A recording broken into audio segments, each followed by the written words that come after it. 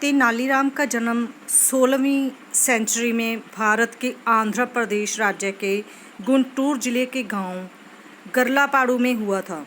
तेनालीराम एक तेलुगु ब्राह्मण परिवार में जन्मे थे। वह पेशे से कवि थे। वह तेलुगु साहित्य के महान ज्ञानी थे। अपने वाक्य चतुर के कारण वे काफ़ी प्रख्यात थे, मतलब कि काफ़ी प्रसिद्ध थे और उन्हें विकट कवि के उपनाम से भी संबोधित किया जाता था।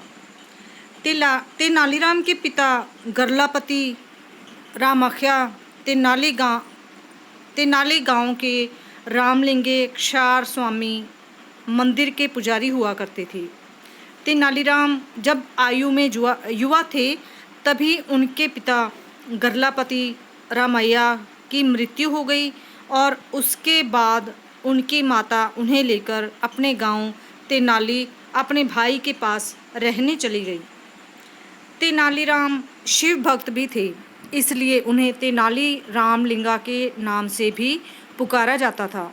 इतिहासकारों के मुताबिक कुछ समय के बाद उन्होंने वैष्णव धर्म अपना लिया था। तेनालीराम को पाठशाला का विधिवत अभ्यास नहीं प्राप्त हुआ था, पर उनकी सीखने की तीव्र इच्छा थी और ज्ञान के प्रति धुन के कारण उन्हें शिष्यावृत्ति प्राप्त हुई थी। परंतु उनके पूर्व शिव भक्त होने के कारण उन्हें वैष्णव अनुयायियों द्वारा एक शिष्य की तरह स्वीकारा नहीं गया था।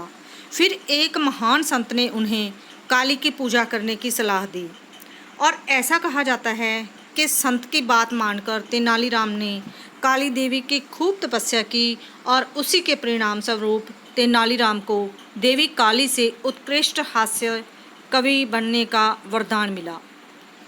तेनालीराम ने अपने आगे के जीवन में भागवत मेला मंडल के साथ जुड़ाव किया और एक दिन भागवत मेला मंडल महाराज कृष्णदेव राय के दरबार में अपना कार्यक्रम प्रदर्शित करने के लिए पहुंचा। उन्होंने अपने प्रभावशाली प्रदर्शन से राजा कृष्णदेव राय को बहुत प्रभावित कर दिया और कृष्णदेव राय तेनालीराम को अपने दरबार में 8वें स्कॉलर मंडल में हास्य कवि के पद पर शामिल कर लिया। महाराज कृष्णदेव राय वर्ष 1509 से 1529 तक विजयनगर की राजगद्दी पर विराजमान थे। तब तेनालीराम उनके दरबार में एक हास्य कवि और मंत्री सहायक की भूमिका में उपस्थित हुआ करते थे।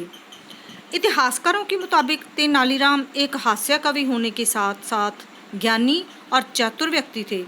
तेनालीराम राज्य से जुड़ी विकट परेशानियों से उभरने के लिए कई बार महाराज कृष्णदेव राय की मदद करते थे।